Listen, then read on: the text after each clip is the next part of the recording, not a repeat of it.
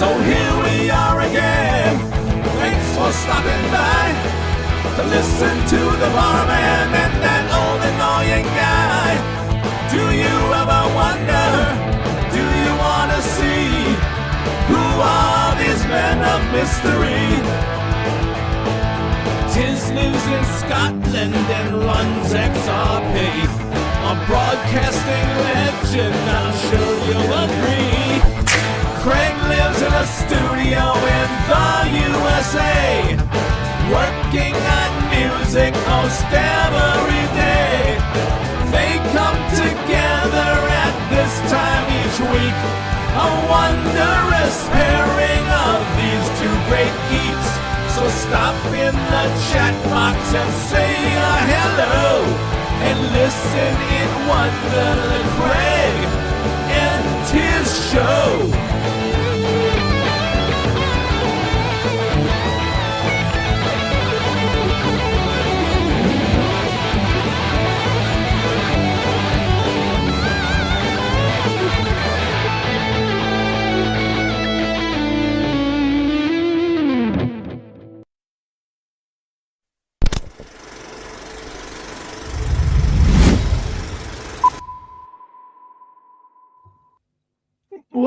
Welcome, one and all, to the Craig and Tizz show here on XRPRadio, delivering to you 2 hours of this. Something.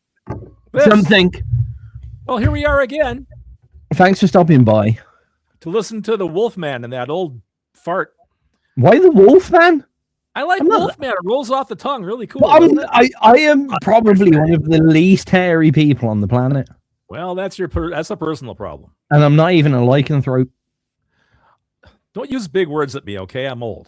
You know the lichens. Come on, you're fantasy sci-fi enough to know what a lichen is. Oh, I did see The Howling. There we go. Thank you very much. Oh, I just discovered a brand new high harmony for the intro. Now I got to redo it again with 24 tracks of harmony.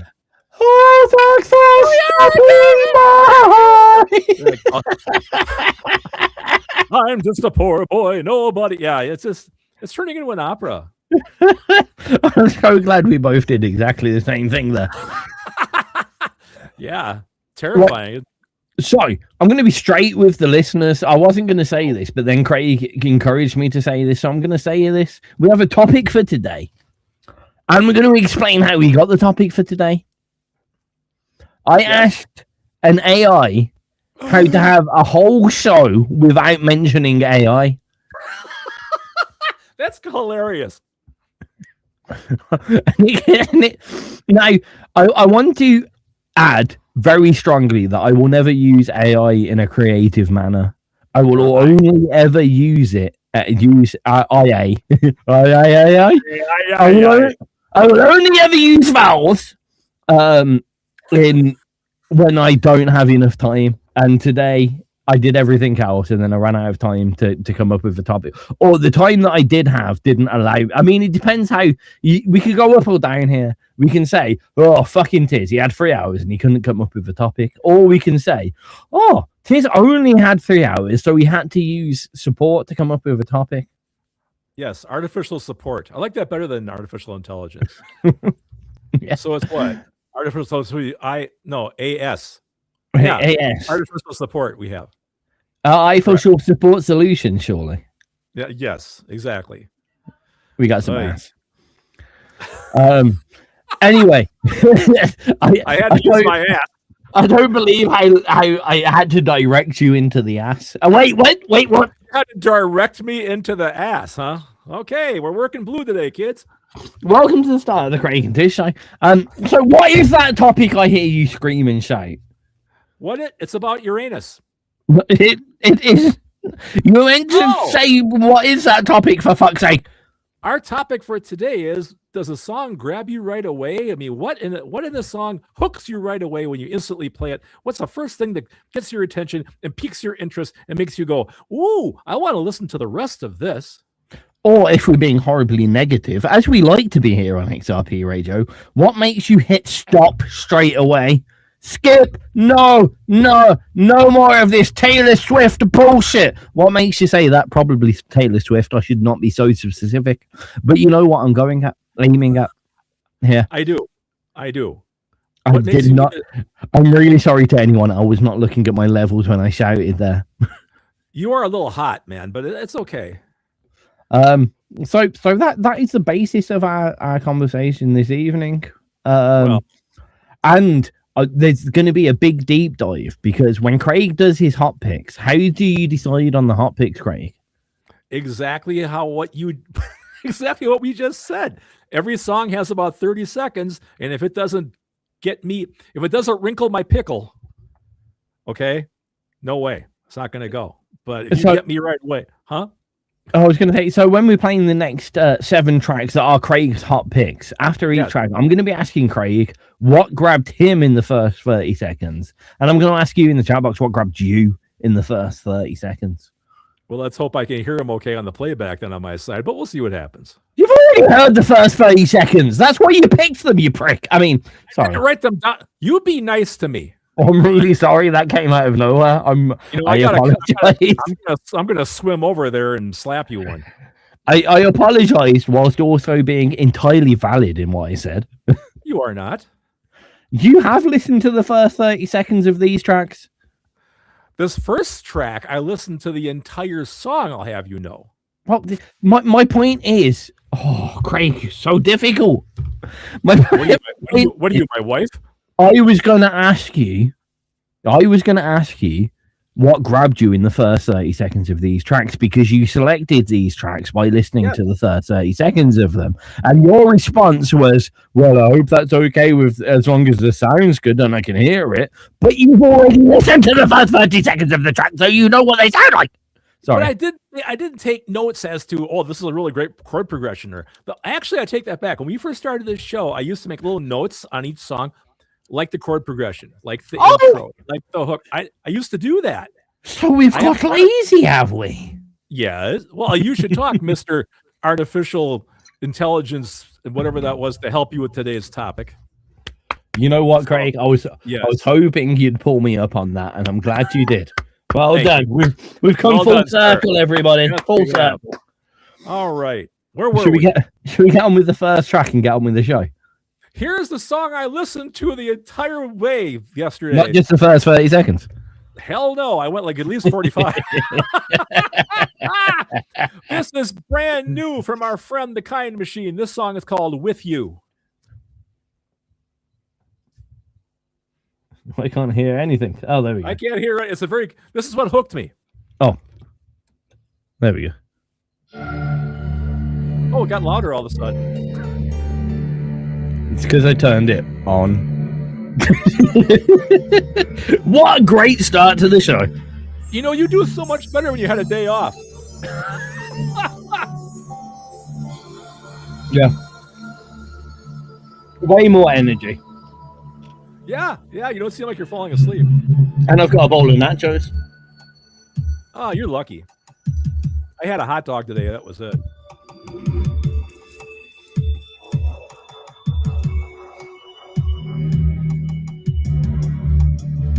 You know what scares me? This sounds an awful lot like my new release I'm working on. Like, uh-oh. Oh, well. In the glow of broken neon lights, he is chasing shadows in his mind. Every plan he drew in sleepless nights starts to fade and fall behind.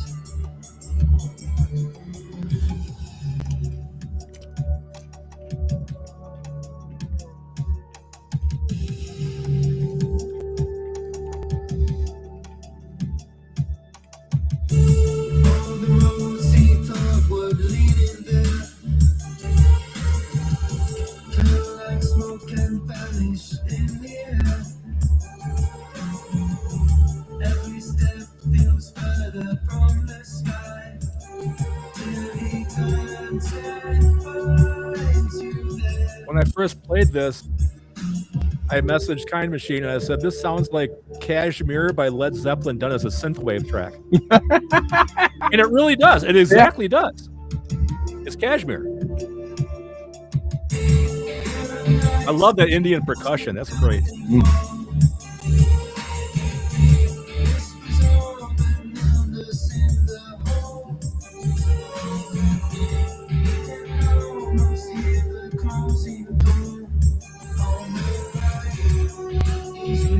The sounds, I don't know if you'll get this, but do you know the break in that really famous Evanescence tune just before it goes, "Wake me up inside"? Yeah. It's got that feeling, but all the way through, and I like it. All the way through. Yeah, yeah. With you,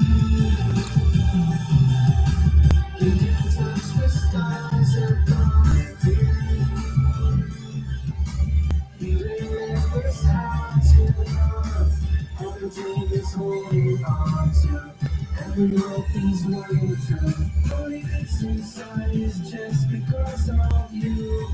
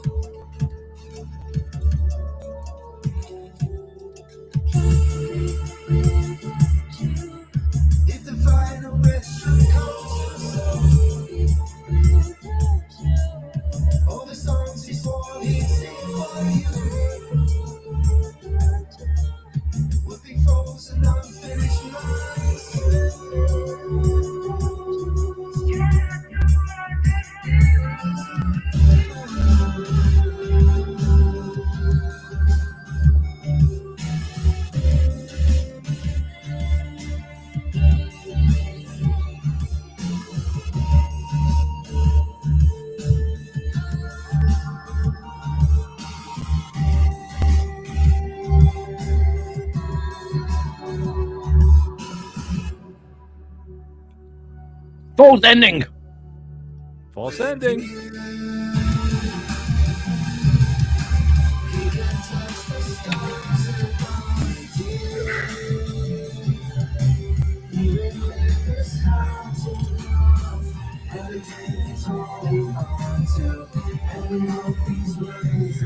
We're about to find out if the soundboard still works. Oh, good. That'll be good to find out. I think I got it working. I'm really jealous of Goose. He's an actual musician.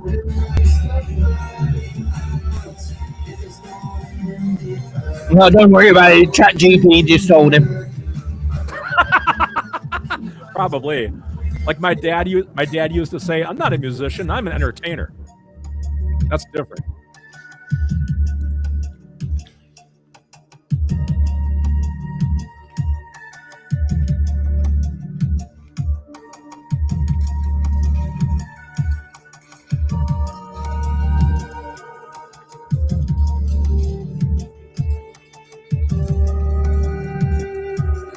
See if this works. It very works. Here comes Craig and here comes Tizz. Pretty loud. About today's topic is, will they talk about music? Will they talk about gaming? Will there be praising? Will there be shaming? I guess we'll be the first to know on today's episode of the Craig and Tizz Show. You got the Frank Sinatra? You got the Frank Sinatra one too? I think I do. That was As long as everything works, it works. But I thought that jingle specifically is a great way for us to introduce the topic that we already introduced. So we'll do that in future. okay. So like, you'll be the first to know what we'll discuss on the Craig and Tizz Show. And Yeah, because we never know. well, we do, and we should tell them before we go off on a complete tangent, and then hopefully the listeners might keep us on track. Oh, now we're expecting them to keep us on track.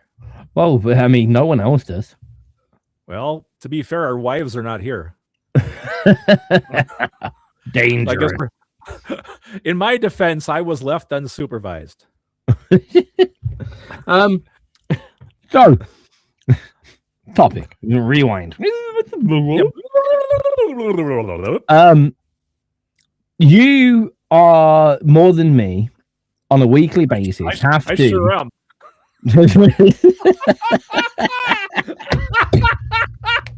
You are more than me. Yes, I am, sir. I more than you. No, you more than me. You more than me. Have more to. than you. No.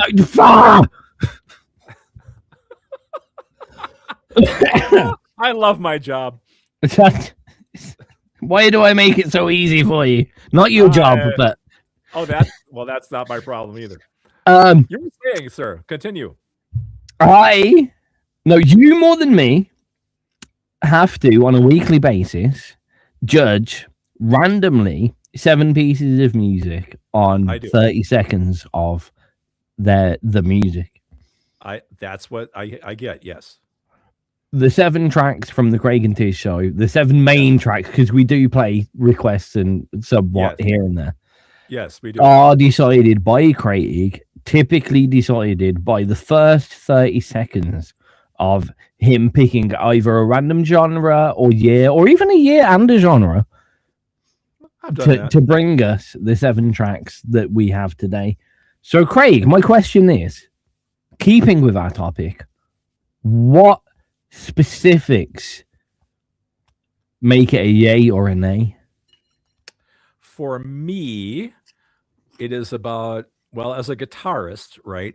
If something jumps out with a very heavy chord progression or a very memorable riff, that gets me. Also, a big one for me is if it's a riff I've never heard 8,000 times already played by somebody else, that's a plus. It was something original, not the same 3 chords, or the same 1, 4, 5, or the same whatever. If it's got some originality to it, yeah, then it's a go. Or a good drum intro will get me. I'm big into percussion, that'll grab me. Production sometimes if something is really hot and really piques my ears, makes it pick up a little bit, as opposed to something that's kind of lame and kind of that doesn't work for me. But something a little hotter will grab my attention. So, but not to put you on the spot at all, but what grabbed you about that Kind Machine tune? Oh, the vibe. Because anyone who listens to me, and I think there's like 7 of you, I'm very much into like, thank you, sir.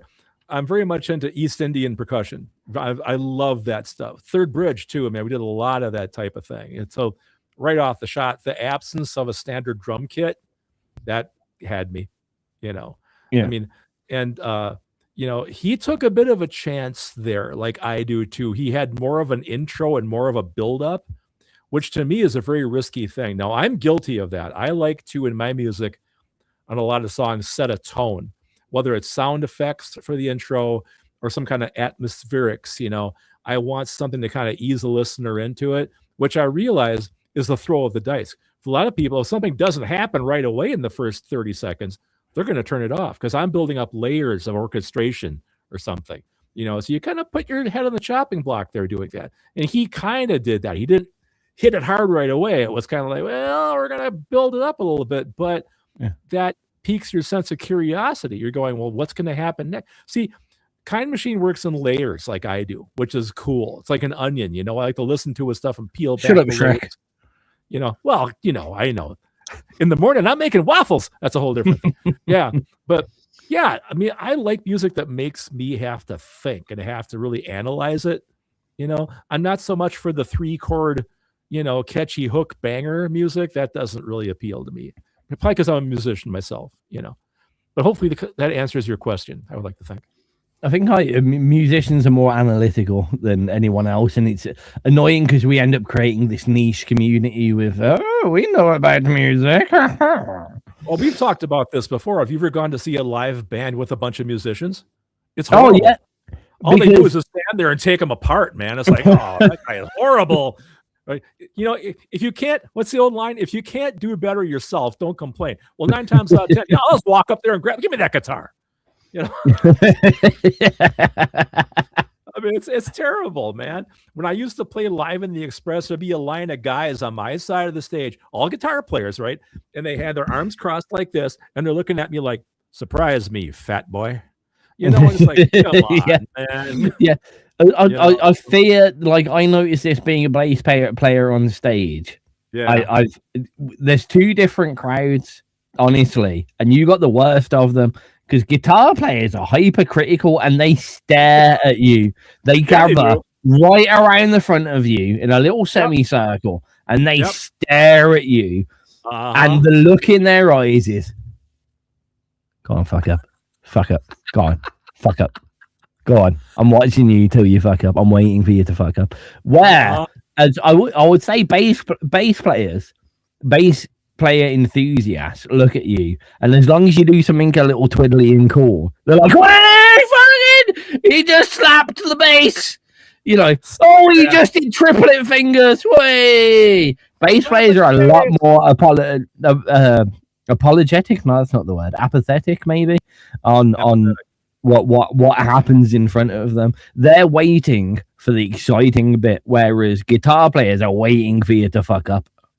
Well, then you get the one too where you know, you're trying to do your show, right? And you got some guy standing right in front of you looking at your pedal board, or he's trying to read or he's trying to read your fucking set list upside down. Oh, what's he gonna do next? You know, it says, get out of my way so I can do my job, will you? Like, God, good Lord. I do. It's just somewhat enjoy. Cam, I'm sorry, I was gonna ask a question. No, carry on. I was going to say it's too bad he can't talk to us, you know, live. But KM, that percussion, was that like put together track instrument by instrument, done track by track, or was that like a loop, or how did you generate all that percussion in that song? That was my question. Anyway, carry on. I can't remember what I was going to say. I was going to go back to the question that he asked us, though, or you specifically. So, what about those songs that you picked? Didn't grab you, but stayed with you longer? Boy, can I be totally honest here? Mm-hmm. Actually, as far as the hot picks are concerned, you know, I get them picked out for the show. You know, I try to space them out in terms of style and how they work against each other and genre. And this sounds horrible, but 9 times out of 10, I don't go back and listen to them again. I have them for the show. They grab me.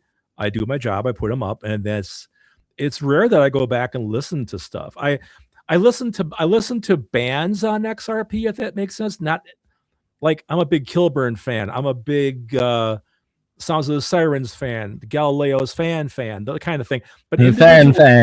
I'm a fan, but I don't really tend to go back and listen to certain tracks. There's a few over the years that have really stuck with me, but a lot of them, I think I focus more on the artist, I believe, than actual. You know, like you said, like, do I go back and listen to these songs like, you know, like a week later? I really don't.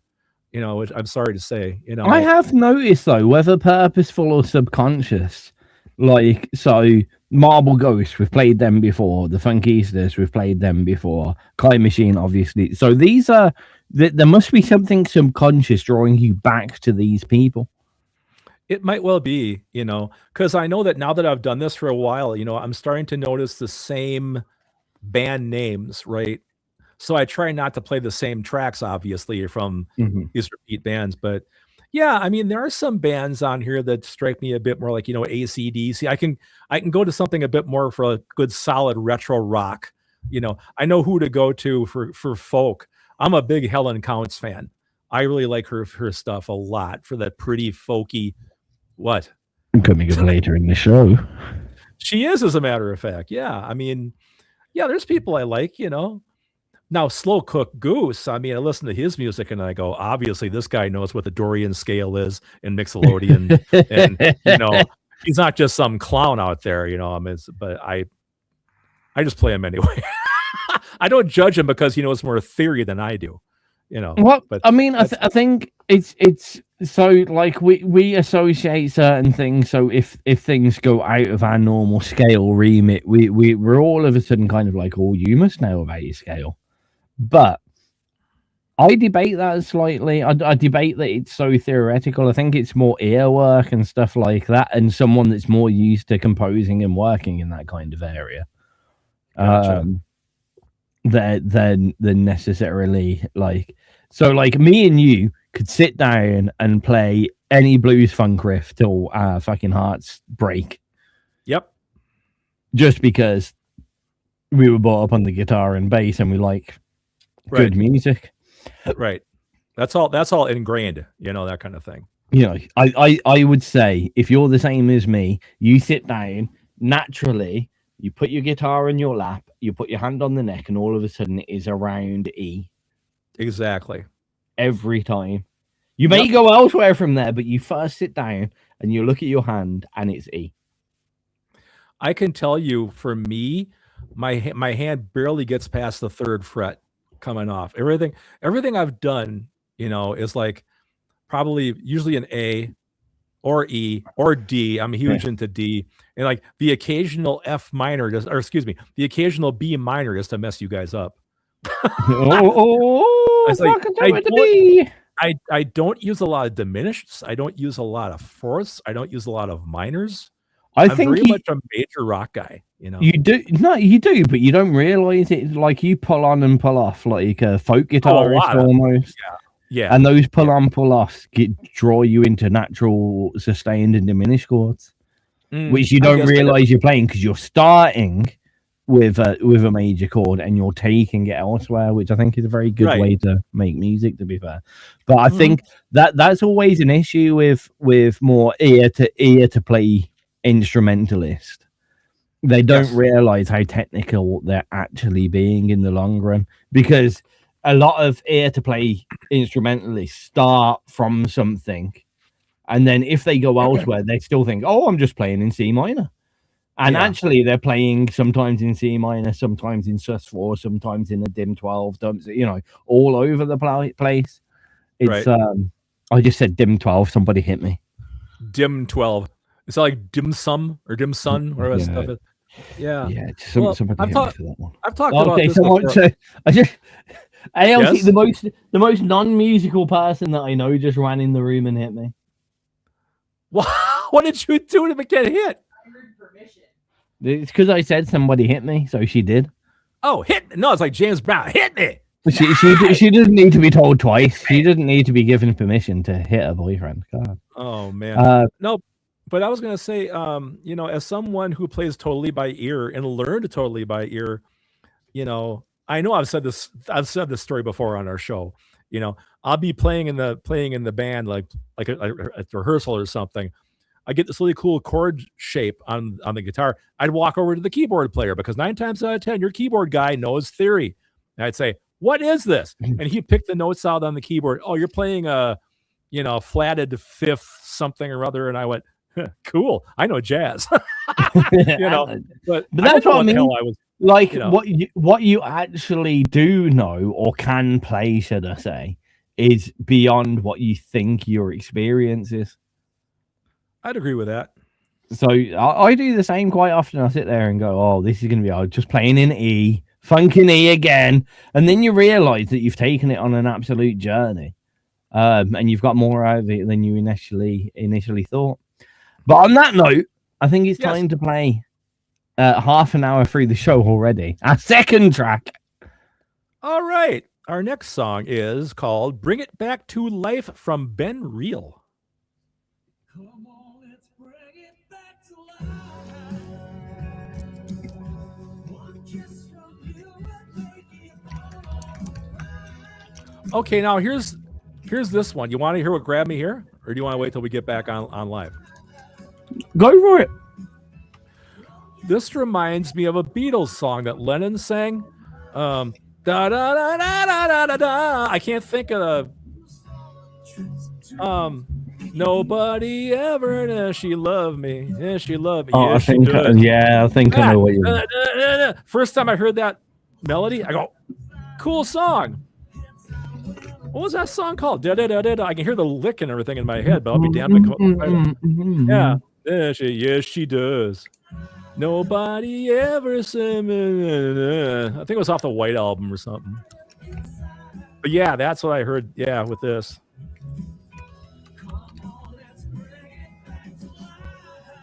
Yeah, it's that hook. That's what got me. Yeah. Yeah. Yeah, I know what you mean. I Yeah, can't think of the track, but I know what you mean. Yeah, if my brother-in-law was here, he's like the world's biggest Beatles guy. He would tell me in 2 seconds what that was, but I can't think of it. Why aren't you listening, brother-in-law, you twat? Yeah, he doesn't listen to us.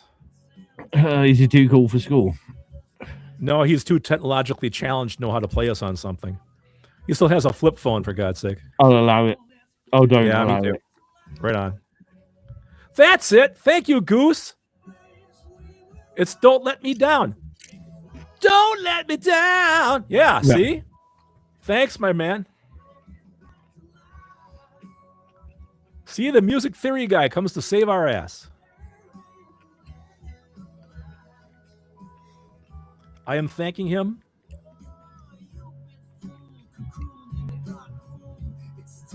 I want to come up with an obscure music theory question that Goose doesn't know.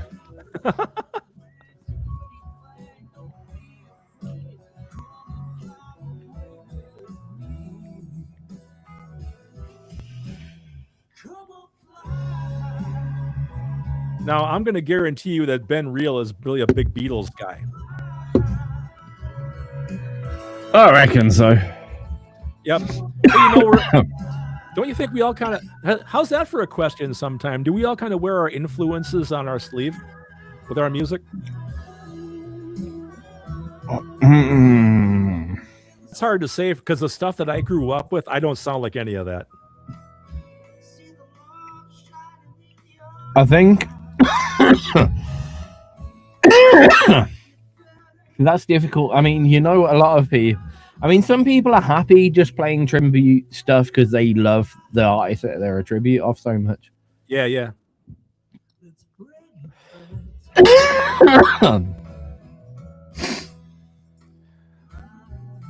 Now, it's funny because I do get... I've been told I sound like Rush and I sound like The Who, which is cool because those are two of my really big bands. Bring it back to life. Ben Real here on XRPRadio. Yep. Yeah, lots of thoughts of the Beatles there when they were getting into their grittier phase, I guess. I don't know enough to confirm that, but it's a decent tune. But Craig asks, do we, during that break, do us as musicians wear our influences on our sleeve? Which is a really interesting question and in keeping with the topic of the evening. If I was to refer to myself, I remember at my very early, overly influenced by music days, I did, and it's almost why it annoys me so much, because I remember I used to sing very much like the American pop punk bands of the time, the Blink-182s, you know. It's all right if you tell me, you know, that kind of. Yeah, tell me. Yeah. And I remember walking down the road with my brother of all people, and we were just singing, and he turned around to me and was like, why don't you sing in your own accent? Like, what's with that? And I was like, I don't know. It's just how I thought singing was meant to be, because that's what I like. Right. And from that moment, it stuck in my head. I was walking up the road with him just around the corner from my house. I remember exactly where it was. And I was only like 13, 14 years old. But it's a memory that stuck with me quite a lot. And from then, if my songs are anything to prove, but as much as I hate them, I never use the same vocal style, really, in two songs. Because I like to explore the difference even more. Like, I look back at it and I'm like, oh, why don't I just sing with my own Brummie accent? But no, it made me want to change it up more and sing with more different styles and accents and prove that someone shouldn't be confined to their musical style, genre, or performance by where they're located. That's stupid. Yeah, pigeonholed. Yeah. Ironically, I also have a love for music where you can just hear the accent straight away and they're proud of it. Not Icons of Industry. The Ink Arts being a poignant group to prove the point. I love the sound of her voice in the Ink Arts. Lauren, I think it was. And I love the way that shines through. But for myself, it made me want to unconfine myself from those restraints. Most of the time, if someone says, why don't you do it like this, it makes me want to break away from that even more. Yeah. For other people, I do see like people are obviously fans. Ben Real is obviously a Beatles fan. I think everyone understands that. Yeah, you can really tell. You can really tell. So I think there is a bit of recreating your heroes, but I don't know how far Ben Real is through his career, but I tend to see that it starts that way. A lot of my early music creations were very Red Hot Chili Peppers and funk oriented, and I went very far away from that because I realized me as a solo artist, especially vocally, I'm not a funk artist. I'm not that good. It doesn't sound right, so I started doing stuff that was more appropriate for what I can play and what I can do. So I think it's a little bit, it's a whole playground of things, that one. I think what one is how much you love an artist and how much you can recreate them. Some people just have the right voice. Ben Real just has the right voice. Yep, he does. He really does for that stuff. If I was to do the same thing with all the same production, the same instruments and whatever, and then I sung out of it, people would be like, what the fuck are you doing? Yeah. Well, I think when you learn, you're not wrong. I think when you're learning, you're going to emulate, like when you're a kid, you're going to emulate the records and stuff you listen to. I mean, I think it's a natural thing. I mean, you know, when I first started writing back in the 80s, my stuff was very, you know, real simple, real poppy, real like, you know, 3-chord catchy, kind of like Kiss, I suppose, if anything, which is strange, you know, but that's when I first started out. I mean, I've really stretched my boundaries now, you know, but yeah, you know, you got to start someplace, right? As they say, you know. Yeah. I think most musicians, like even classical musicians, you know, they're recreating their favorite composers and such like that, and then go into depths of recreating their favorite virtuosos or whatever. So I think it's natural to, it's almost like sport. It's natural to look at someone and look at them as your I don't want to say competition, but your aspiration, I guess. Of where you at least want to be. And when you're chasing that aspiration, the more you chase it, the more likely you're going to sound similar. And that's not a bad thing necessarily. No, you got to start somewhere. I mean, you know, I mean, I always go back to, you know, my cover band history, you know, because that's, you know, for me, you know, you guys know I do all these different genres with all these fake pretend bands and everything, you know, but that's what informed me on all those styles to do all that stuff. I think it's fun to do that, you know, because I mean, I was a metalhead back in the day, and I was playing country western and country bands. I was playing disco, a lot of music I didn't like, but it really turned me on to different things or different styles, shall we say. Because I had to learn how to play them, you know, obviously. I think there's something to be said about being in a generic cover band that plays hits. And to be fair, big hits over the years span quite a few genres, or your cover band that recreates a band in itself. Right. And I would say there's a lot more skill in the more variety acts than the direct cover bands. Also, you're causing yourself a problem if you just do one kind of type of music. If you do a lot of types of music, you can be your own cover band. If you are recreating Metallica, you have to sound like Metallica. Yeah, for sure. Food for thought.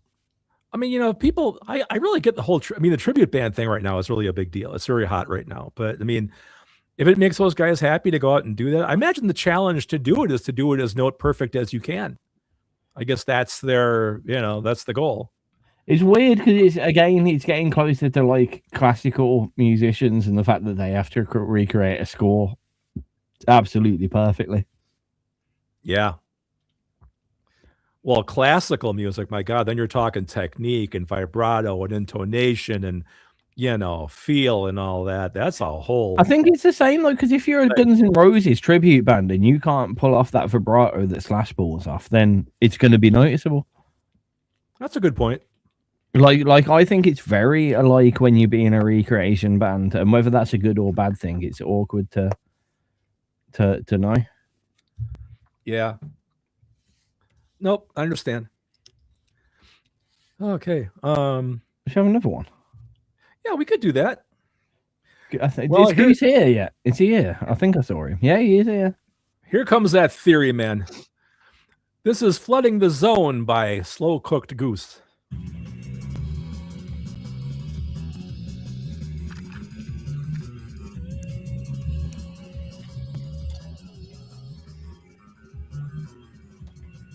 Because jazz and breakbeat work so well. I just want to know if he's playing live bass on this.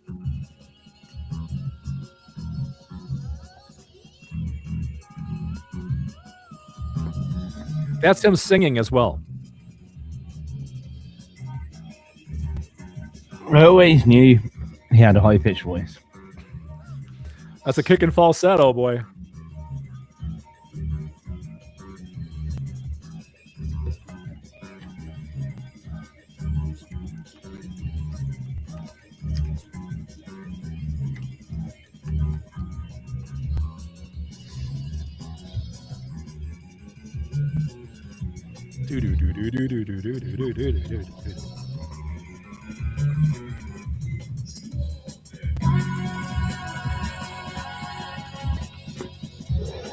Cab Calloway.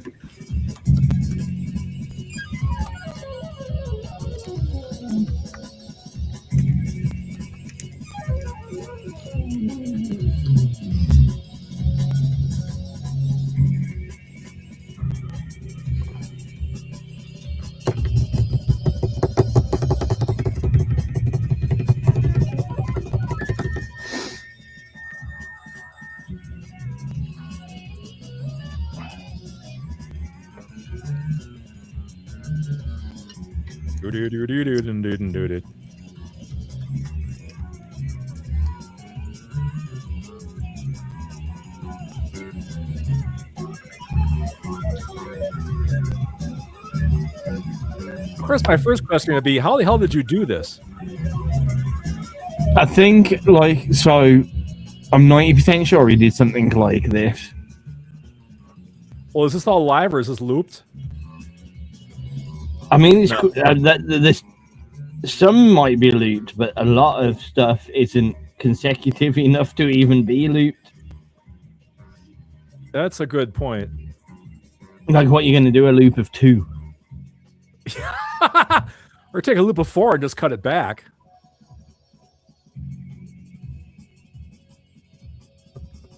Can you play this live, Goose?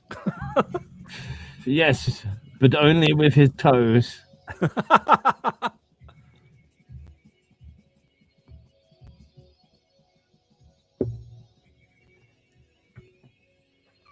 Oh my God. This comment from KM is great. No, it's great. That's it. I left and started an OMD copy band with a bass player, songwriter. We wrote our own stuff, but we were seriously crap, as I could only play one key on the synth at the time. Lucky as it was a mono synth. The mono synth, yeah, like a micro moog or something, you know. That's a good excuse. So like you could be a shit keyboard player and you're, oh, sorry, I only bought my mono today. I remember when the Polymoog came out, that was a big deal. You can play chords? Oh. Wow. Can I take a step back? I'll watch something today. It is Moog, my friends. Nah, Moog in the States, bud.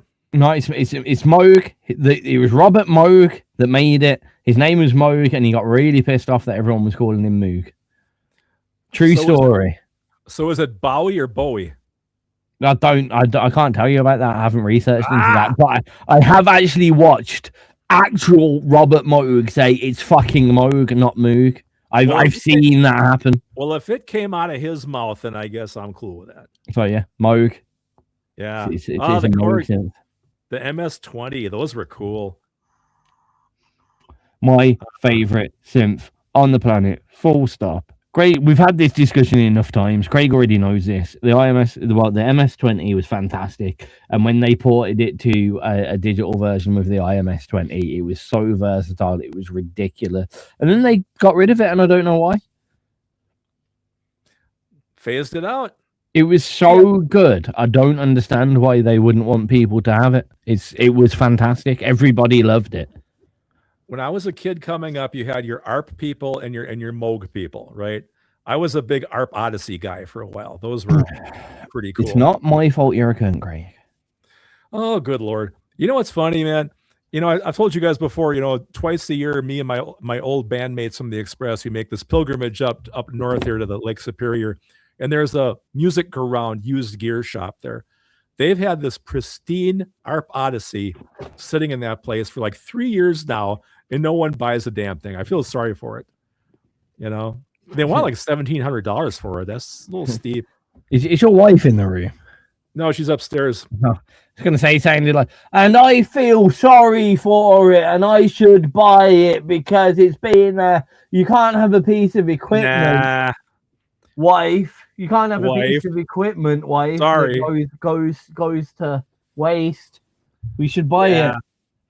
I'll be honest, man. When it comes to synthesizer stuff, now I'm an app guy.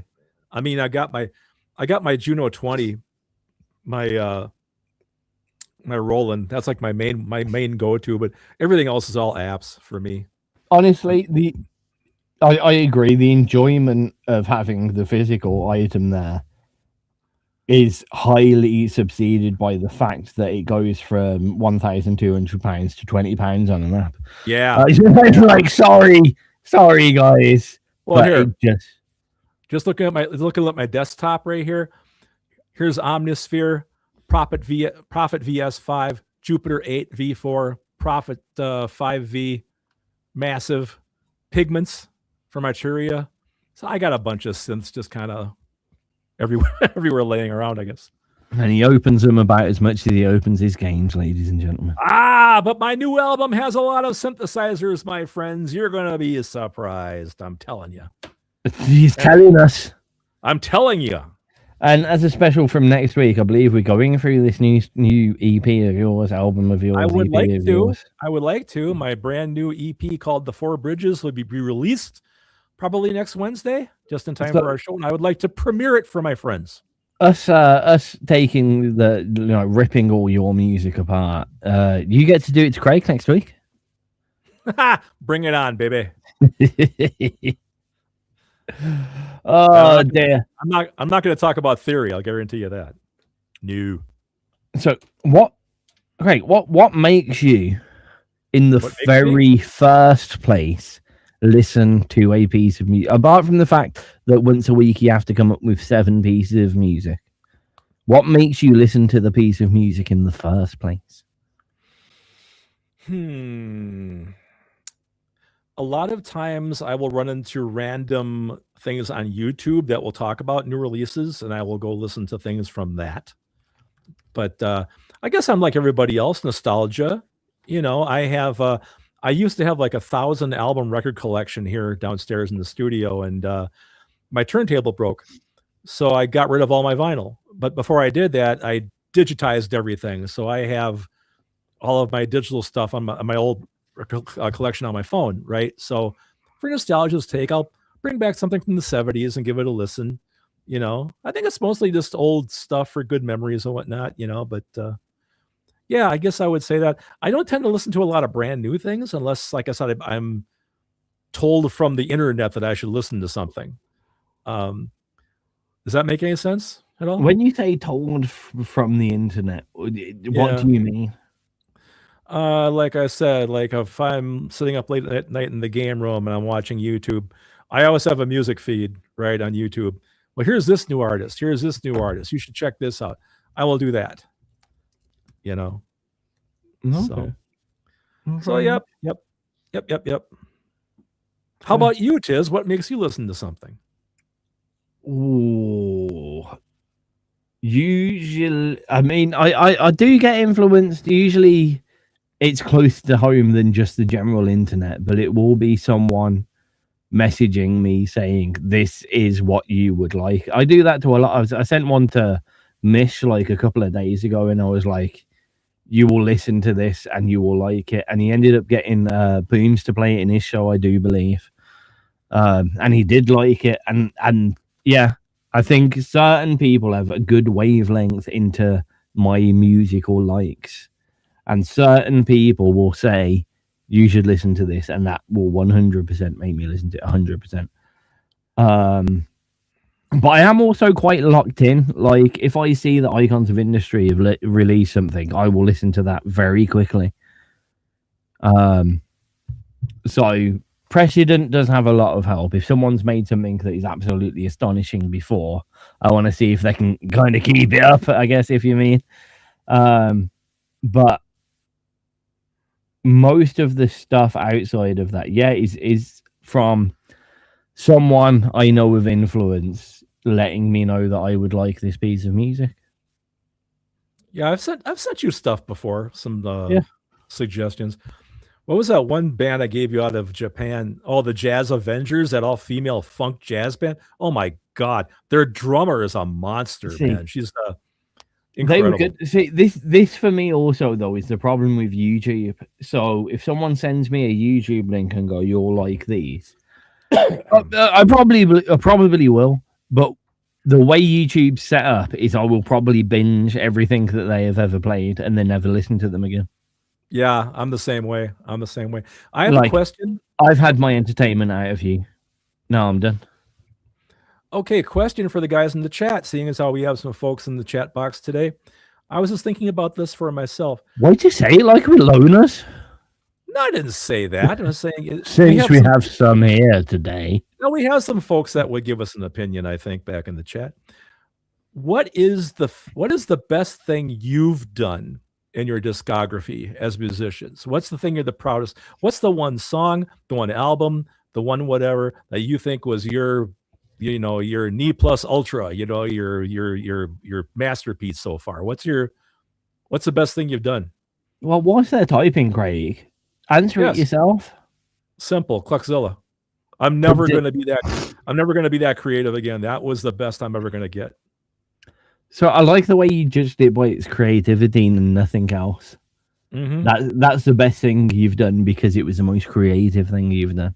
It was totally out of the box. I mean, it had dialogue, it had sound effects, it was a movie. I mean, I've never done that again. Well, maybe some of my shorter story songs, maybe, but not on that scale. It was huge. It was huge, admittedly. But yeah, you guys. What about you guys? What's your best track and why? Yep. I keep forgetting there's a delay. Eden Bank is here. Hello, it's good to see you.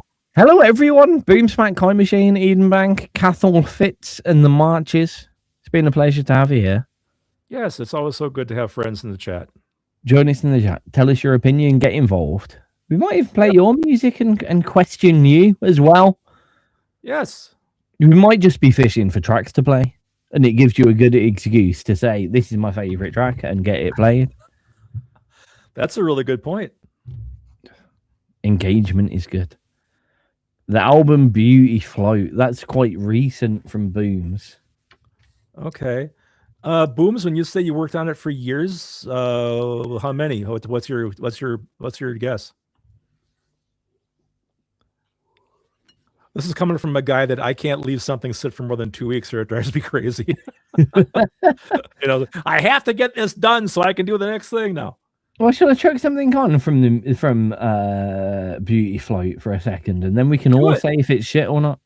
Yeah, do it. Yeah, I'm sorry. It's like, this was worth waiting for 20 years? No, I'm kidding. This took so many years. Let's see if it was worth it. The Devil's Doorbell, featuring Nick Wicker, Siren Demort, and St. Patrick's. I know that guy. 4 to 5 years. Man, I couldn't have done that. Yeah, I'd have started something new by then. Yep. Unless he did it in chunks and went back and forth to it, I could see doing that.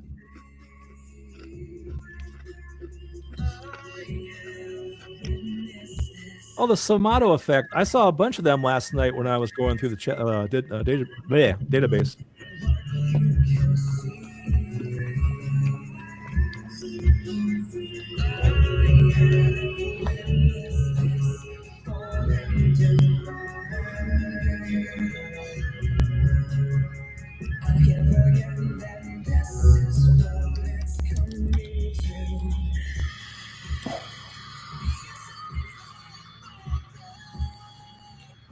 Very powerful voice. Yeah.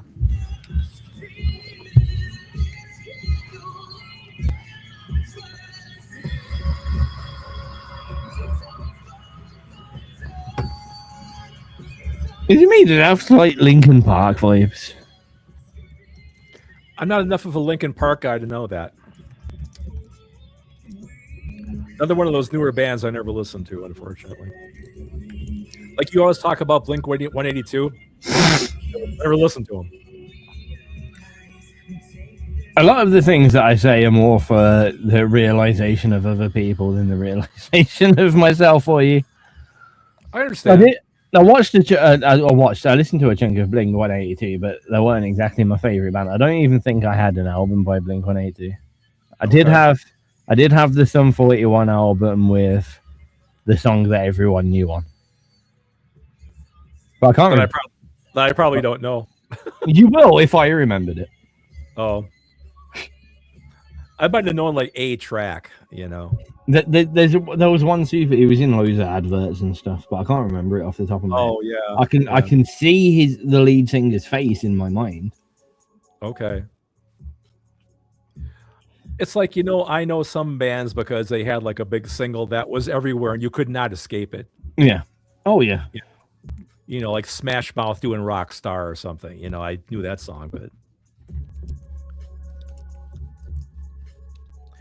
Well, there you go. There's Eden Bank's favorite song, Tizz. Maybe we can give that a spin as well. I think that's similar. Yep.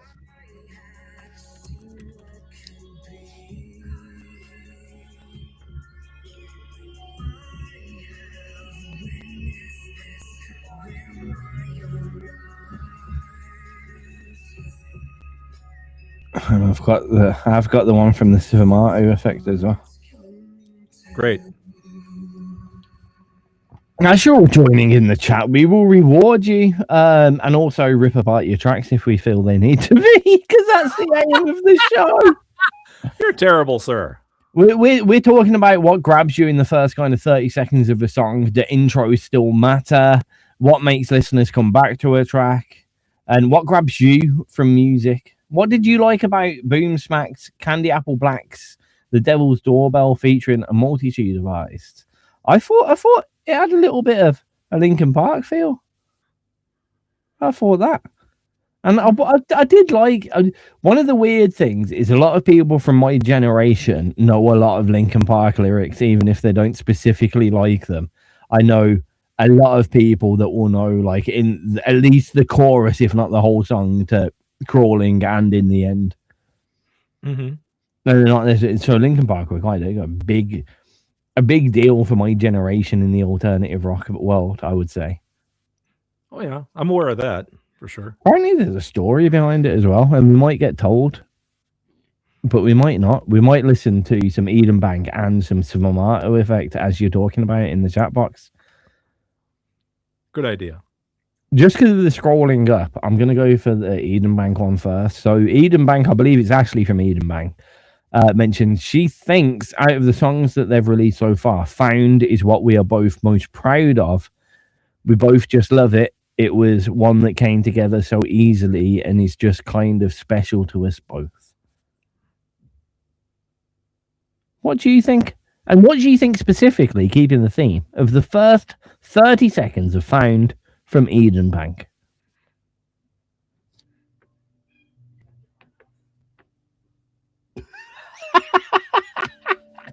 It starts with the guy laughing? ALC has just walked upstairs and the cat meowed at her and she just turned around and said, "Shut your whore mouth." That's not nice.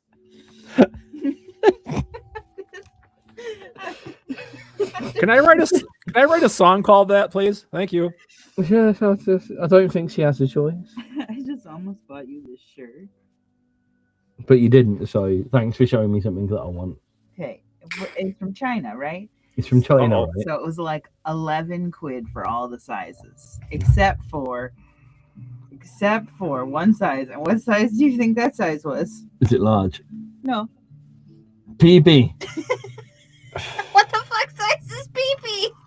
Very small, petite. It wasn't even on the sizing chart. It's petite. Oh. Sorry, listeners, ALC came to be invited. Sorry, I just shut my computer off. Whilst calling my cat a whore. Done pretending working.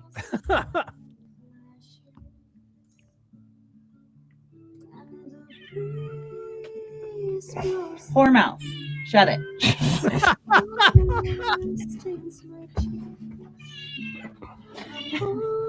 Oh, dear. oh, cake face. I'd love a drink of water, maybe with a shot of limoncello in it. In a small glass. Water with a shot of lemon. Well, like flavoured water. Okay.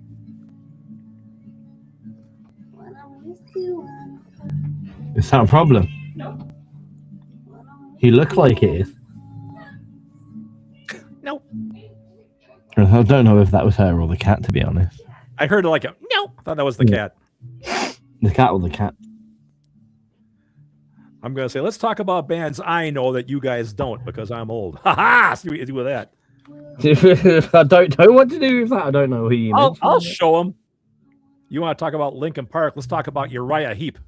Okay, yeah, don't know them. They'll go, who? What? Someone They will won't say, oh, they're my favourite. They won't. Guaranteed.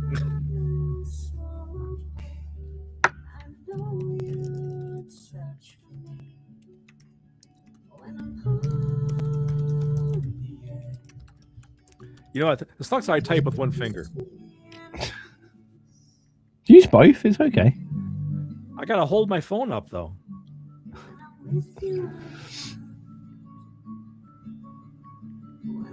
Use your thumbs.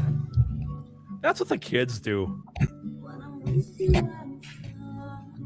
Of course, I type Urish instead of Uriah. Good Lord. I might get this done by the time the show's over. There we go. Now, you see, now you're just getting me. Now, Goose might know who that is.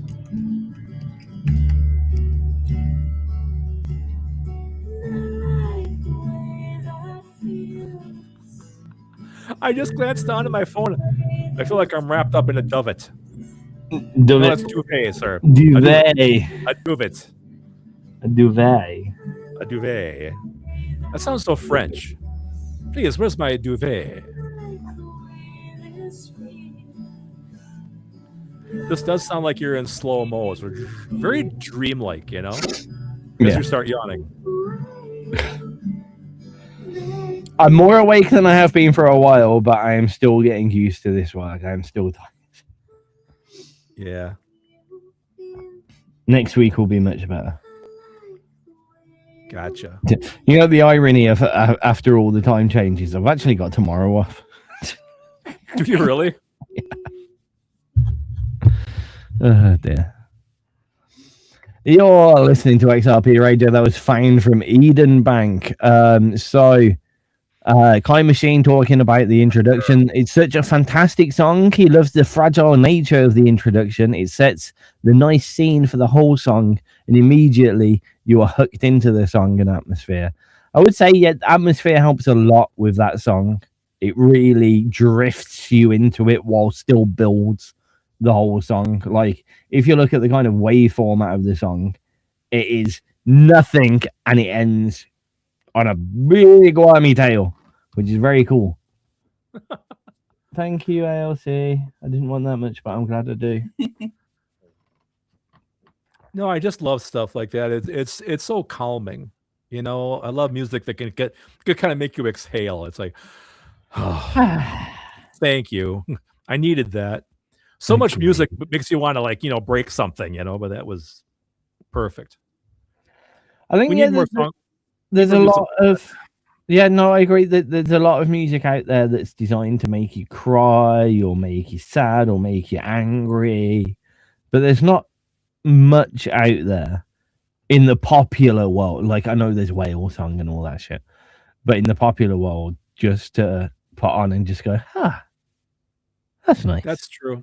I know, it's sad too. My music is designed to make you feel sad for me. It's like, God, this is the best this jackass can do. Like, good Lord. I'm playing guitar for 63 years and this is all you know. Not great. Why don't you go back to whatever it was you did before you decided to be a musician? I just want sympathy, folks. That's all entirely untrue. That's all entirely untrue, but you absolutely decimated me then with, I make music to make people feel sad for me. That sounds like an album. Remember that album title I used to have? What's it called?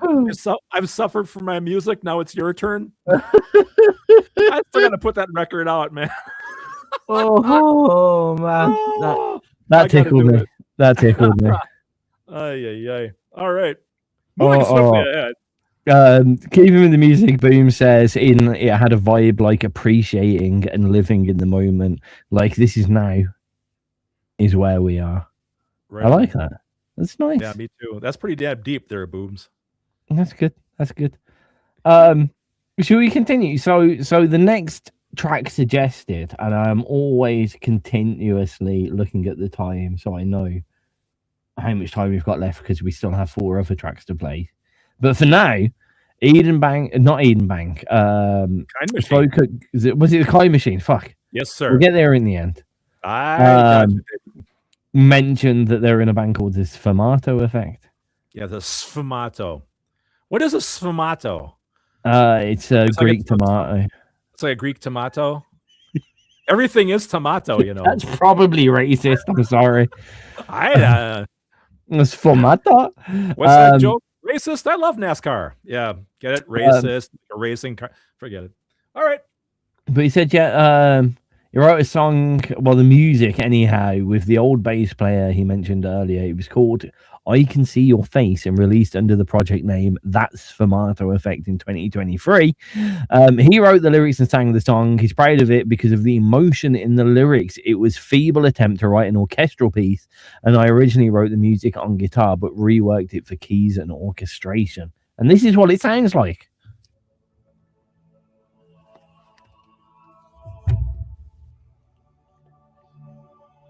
This is a good to and fro in discussion and stuff. It really is.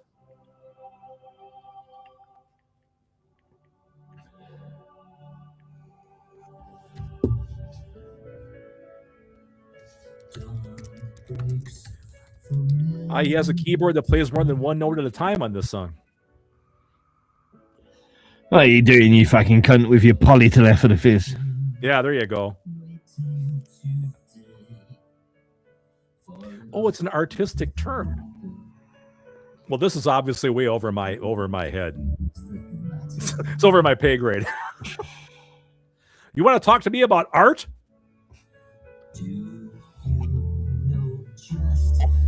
Don't you know there's museums for that, cunts? Only thing I know about art is it's a nickname for a guy named Arthur. No, you know Artie too. What?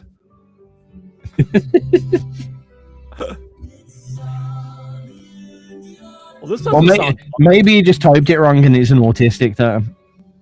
That could very well be. Well, this doesn't sound punk. No, that was a band before this. Oh, yeah. No, that was Eden Bank before this. They weren't punk. No. I meant the band he was in before this. Sfumato Effect. Sfumato. It's quite hard to say Sfumato without sounding German. Sfumato. It's Sfumato. Dr. Sfumato. AKM, do you have any pictures of you with a mohawk? Where did that come from? Well, he said he's in a punk band, man. I kind of figured he had the, like Rancid. The big... I guess I just expected the hairstyle. It took me 2 seconds to remember that there was a band called Rancid, and you weren't just calling him Tizz. Rancid. You're in charge of a multi-million-dollar multinational music corporation. You got to know what Rancid is. Independent, multinational, independent music. And when you do Rancid, you got to take your hand like this and do the thing for the hair. Rancid. What? Yeah, the mohawk was like Rancid. Big cross. That's Rancid. Rancid. That you got. You got it. That looks like a little kid pretending to be a shark. Dun, dun, dun, dun, dun, dun, dun. Dun, dun, dun, dun. Baby shark. Doot. Not. Baby. Oh, don't lower the tone. Ah! That was uncalled for, Craig. Everything I do is uncalled for, sir. There's something Kate Bushy about this. Running up that hill. I remember Kate Bush.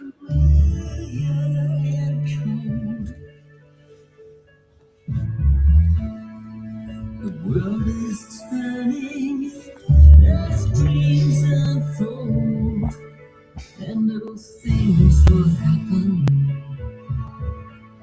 and little things will matter.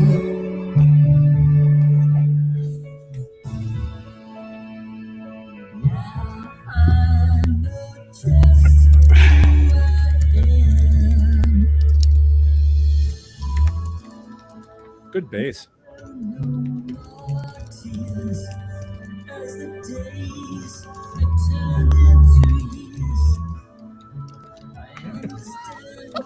The bushels.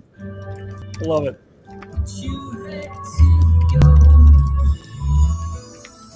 to some better place. Now I can see your face. Now I can see your face. Very nice.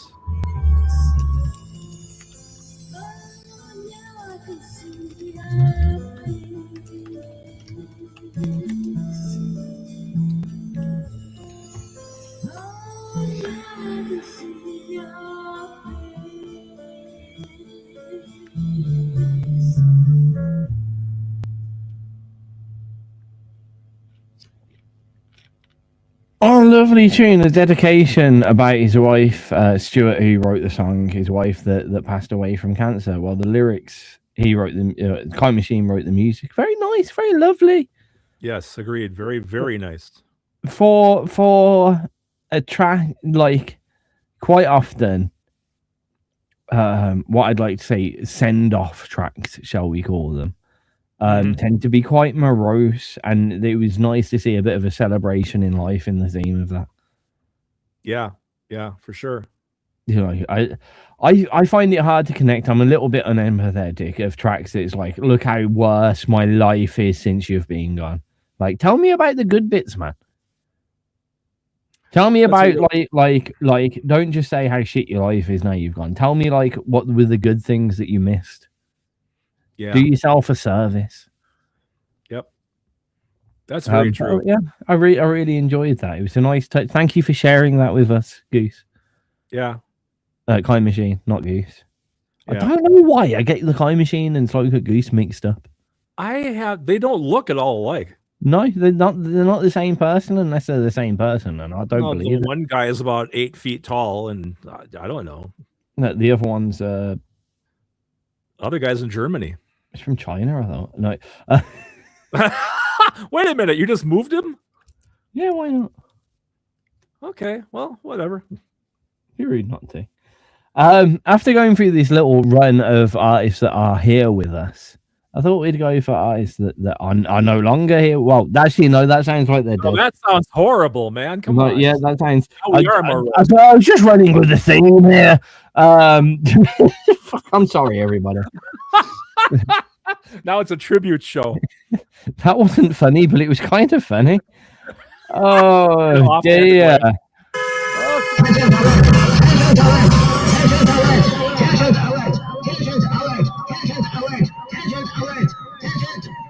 That was later than expected. Should we get back on track, considering we've got 40 minutes left of the show?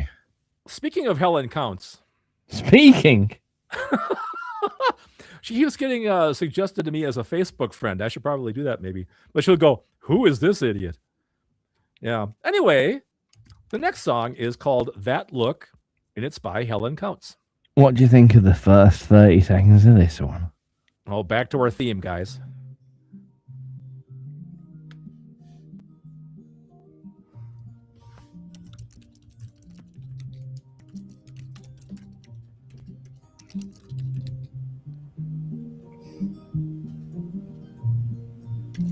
KM can't hear me. Well, I can hear me. I was walking around Dawson one day after the deep freeze and the darkness. I took photographs down on 6th Street. Saw such colorful people. Then there was that look.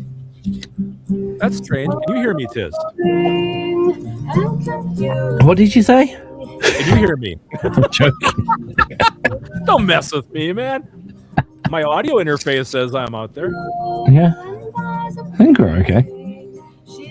That would be so funny if the streaming media just features your side of the conversation. No, because if I can hear you, then everyone should be able to hear you. I'm thinking that too. According to buttons. Yes. Well, when I speak, the little LED moves on my interface, so I'm getting signal. The green light's happening. Well, there you go then.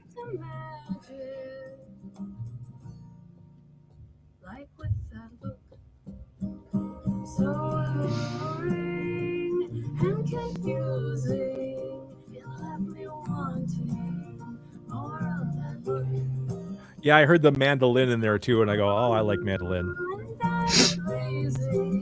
It's nice just to have some strings that aren't guitar sometimes. Yeah. That was the thing. I got that mandolin from Scott's wife, and I used it on Dragon. What was that? Dragon's Song, Dragon Slayer, Dragon something, Dragon Riders. And I haven't used it. Remember the name of his own music, ladies and gentlemen. I can't. It got so quiet. Am I not here anymore?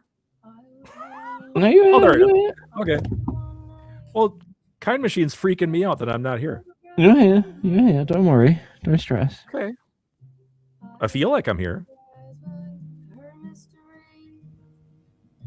I mean, mandolin is hard to fit into someplace. You really got to be looking at that kind of instrumentation, you know?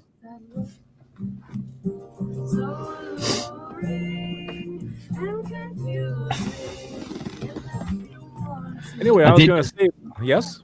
Not you first. I was going to say, Helen Counts lives right next door to me. She's in Wisconsin. Oh! I thought she was somewhere worldly someplace, but... Somewhere worldly. Somewhere out in the globe someplace. Uzbekistan or something, like when you say worldly. You know, Bangladesh. That doesn't make you instantly think of the westernized countries. No, it does not. Saudi Arabia. Helen Counts here on XRPRadio. That was That Luck. Went down well in the chat box. Here, this little portmanteau she uses at the end of each opening phrase is gorgeous. I need to scroll up a bit to find things. There was more words. I just can't read them at the moment because my eyes aren't working. Is that a banjo note to mandolin? But yeah, yep. a lovely piece of music from Helen Counts. Very, very Brit folky. Very old school Brit folk. It reminds me, for those that have been here long enough, of artists of the like of the Beatrix players, that more moody style of folk. You know what I was going to toss out? Fairport Convention. You know. I go back again, kids.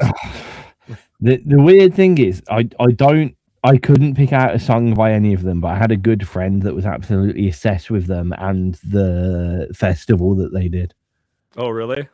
Yeah, absolutely obsessed with it. And I couldn't tell you anything about them other than that. I can't either. I thought it'd be kind of funny to pull the name out. Well done. Yeah. Every now and then. Pull that right out of your butt crack, didn't you? The Walking College of Musical Knowledge. That's me. Yep. Oh, brother. That sounded like a Segway stab for like the Wheel of Fortune or something. And now it's time. No, I know. I put on my rate. Everybody always says, you got a really good face for radio. Yeah, I guess I do. Yeah. And now on XRPRadio.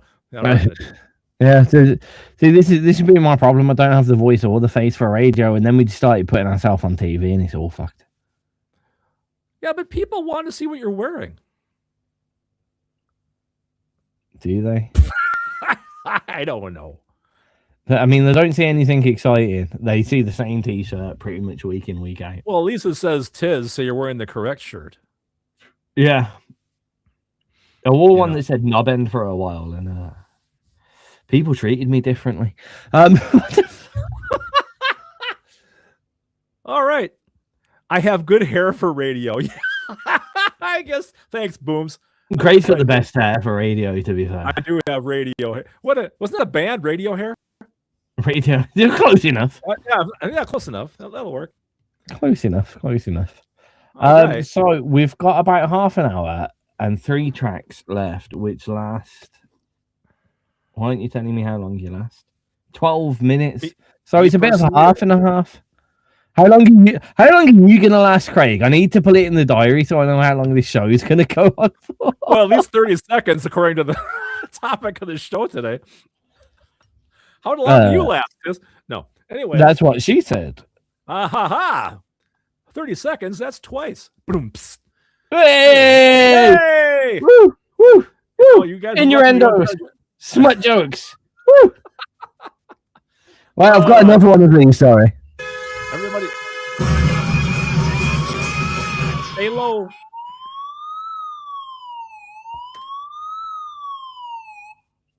That one's got more sirens. Thank God that's over. So anyway, next week we will world premiere my brand new EP, The 4 Bridges, and I want you guys to tell me what you didn't like in the first 30 seconds of. Yeah, I was going to say, sticking with the theme of this week's show, we're only going to play 30 seconds of each track. And you've got to guess what the rest of the track's about. What does the rest of it sound like? And if anyone can recreate the track exactly, we will give you a whole.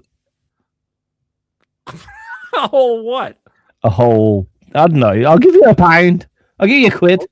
We'll give you £1. If anyone could actually get, no, it's worth a tenner, that is. If anyone from 30 seconds of your track could accurately recreate the rest of it, knowing that the majority of your tracks are more than 4 minutes long as a minimum.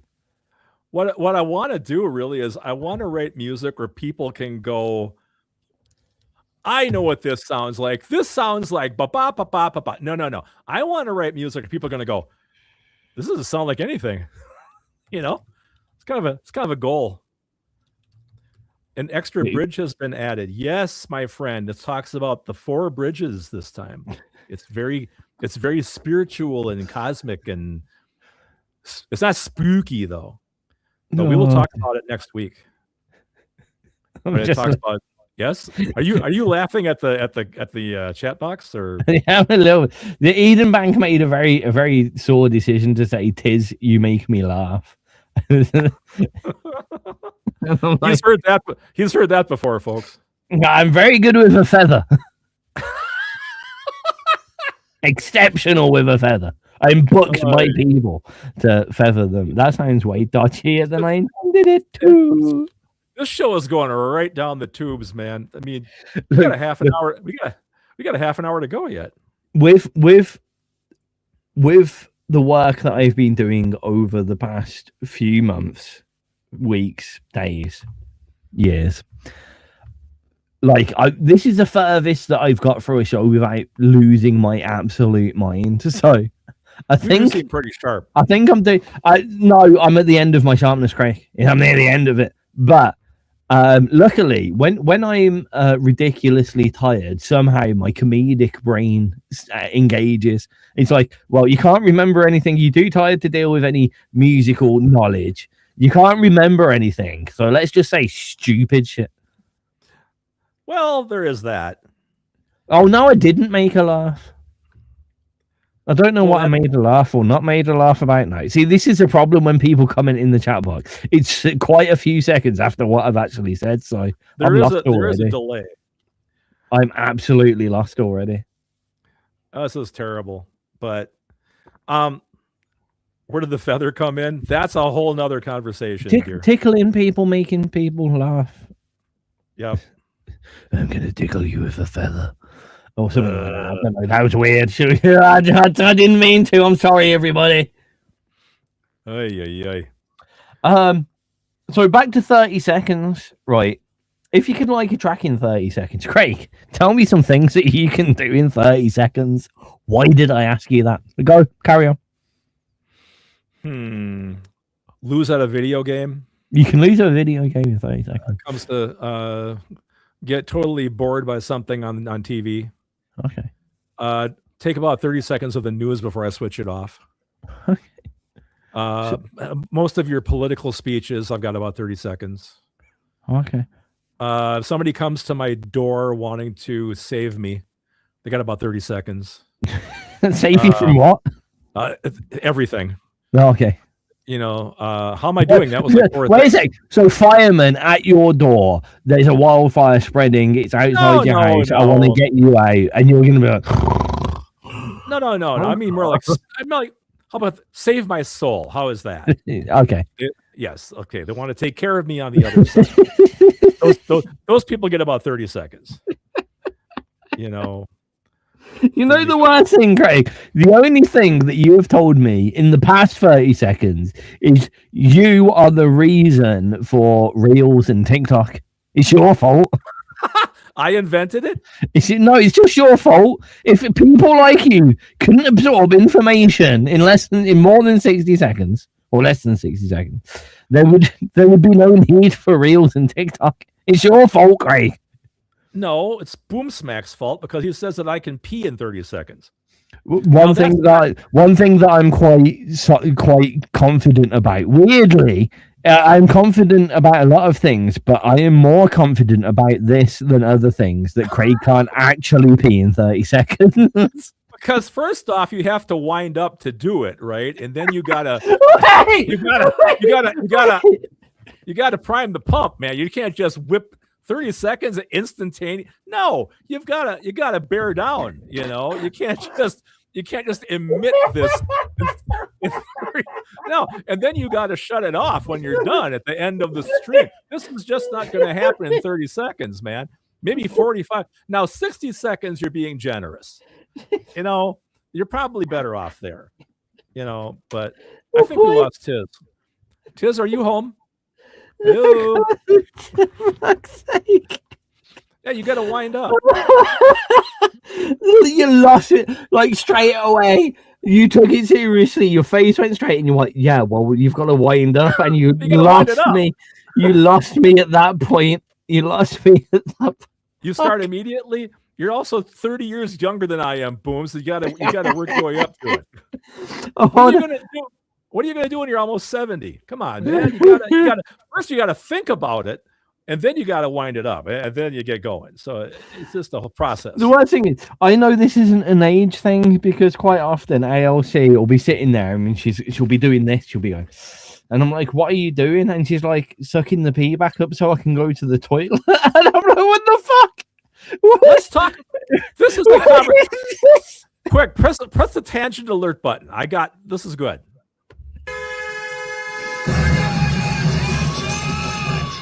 That's a bit louder than I wanted it to be. No, that was better actually. Okay. People that I know that happen to be female. Now, this is not a judgment. Like my daughter will say, "I really have to pee." Then, like 2 days later, she'll decide she has to go. It's like women can hold it for like eternity. I don't understand how they do that. Guys are like, "Here we go." You know, that's girls though. Man, I don't know. It must be different muscle groupings or something. I don't know. I'd say, guys, in my experience in this house, like you got to go to pee. So you feel it and you slowly get up and you get there and you go around that like right. Go Excuse me, everybody. Girls, girls or ALC don't need to pee. They're like, I need to pee, but they're like, suck it up or whatever it is. Yeah. And but then like when they need to go, it's like emergency. It's like, get them away. I am actually going to pee my pants right this second. If because you don't make me laugh because I'm going to pee my pants. Like, yes, like, because what? they wait too long. Yes, I know.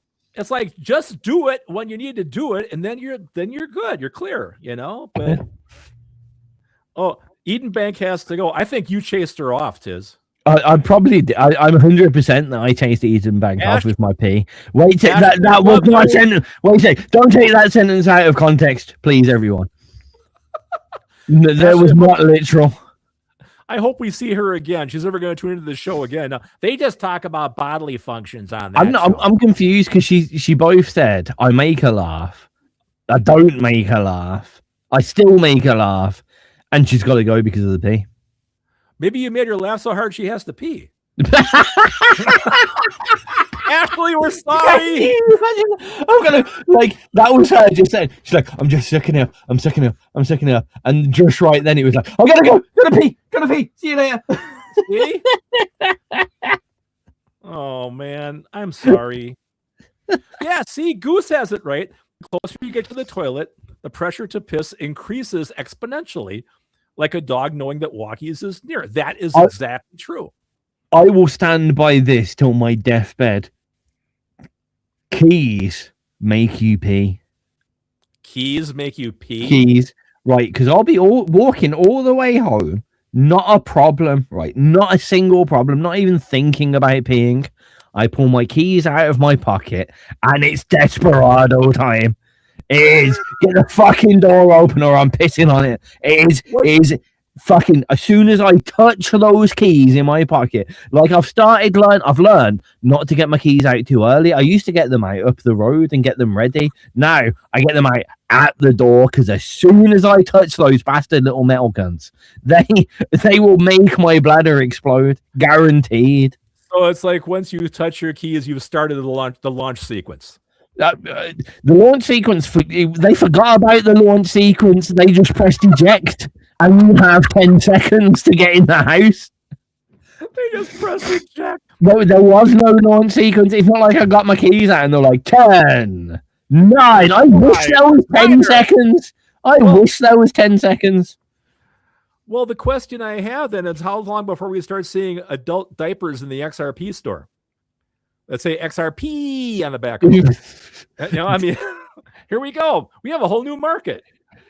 I mean, even if it isn't a problem, I think we need to make them anyway now.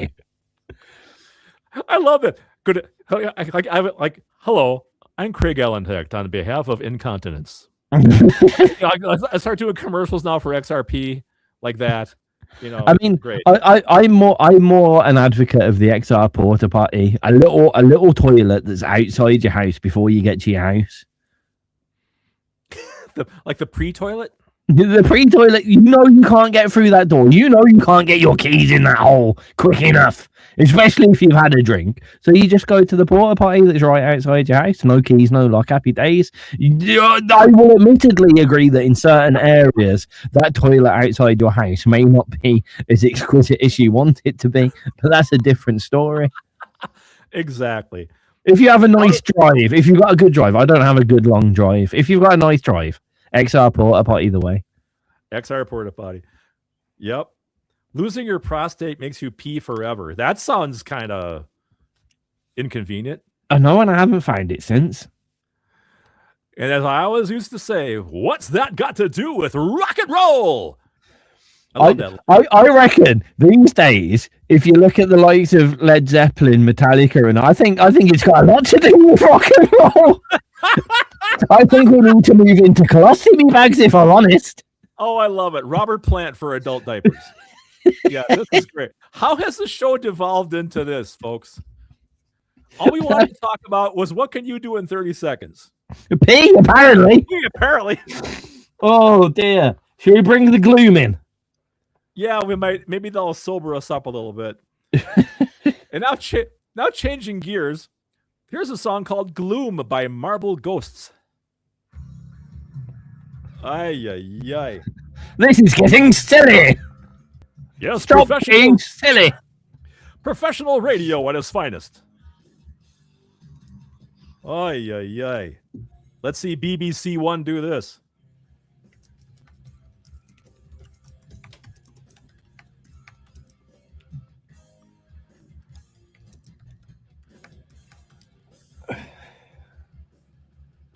I don't think anyone wants a solid prostate. He said prostate solidarity. Oh, right. I get it now. Oh my God! I've XR pooped. Oh, now we're gonna go. Now we're gonna go pooping.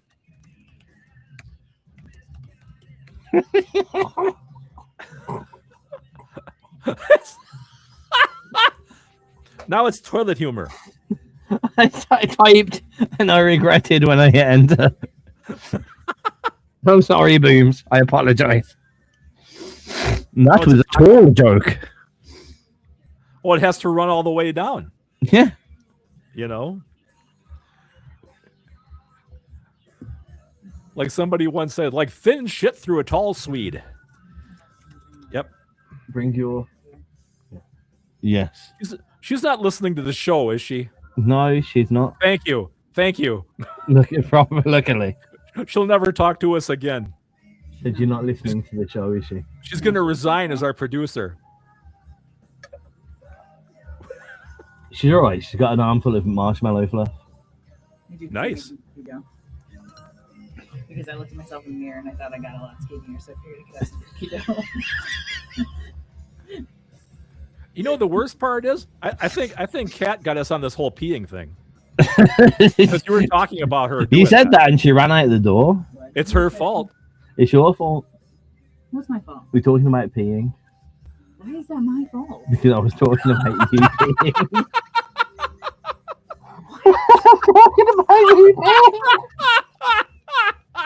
I think you're grounded. You're grounded, Tizz. Why did I shoot myself in the foot? I love you. Do I need to go back now? Back where? You'll probably enjoy it. Probably not if you're not talking about me peeing. Okay, we won't talk about you. But not just you. Oh yeah, we did. You even did the Not just you. We did the You're done. It's a happy. I love It's you. a happy. She just said she hates me. That's not very No, nice. it's a Come back happy and tell me pea you thing. love me. Tell me you love Come me. back and tell me you love me. It's a happy pee thing. It wasn't nasty. It wasn't nasty. No, we wouldn't See, do that. We love you. Craig said it was lovely. Yes, Craig said it was lovely. it wasn't a nasty pee thing. Oh, she feels like she's in a mood with me and she doesn't even know what I said. Boy, are you in trouble? I could have just glossed over that. So, why did I shoot myself? My wife is at the gig. I'm off the hook. Unless she plays this back later. I mean, on the plus side, you didn't talk about your wife peeing. I think you should now just to get me out of the hole. Hey, look at the camera. Smart brains. I know what to talk about and not what to talk about, my friend. Yay. Now we're talking about, can ghosts be made of marble? Well, at least we've changed the subject.